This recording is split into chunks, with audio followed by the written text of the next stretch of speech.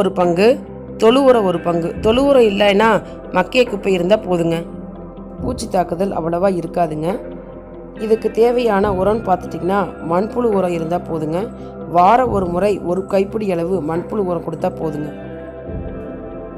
மண்புழு உரம் எப்படி தயாரிக்கிறங்கிற வீடியோவை லிங்க்கில் கொடுத்துருக்கேங்க, செக் பண்ணிக்கோங்க. நான் இந்த பசலைக்கொடியை மரத்தில் படர விட்டுருக்குறேங்க. மாடி தோட்டத்தில் நீங்கள் க்ரோபேக்கில் கூட வளர்த்தலாங்க. கொஞ்சோண்டு இடம் இருந்தால் கூட போதும். கம்பியில் வளைச்சி வச்சிட்டிங்கன்னா வாரம் ஒரு தடவை நீங்கள் அறுவடை பண்ணிவிட்டு அதை அப்படியே விட்டிங்கன்னா அடுத்த வாரம் உங்களுக்கு கீரை கிடச்சிருங்க.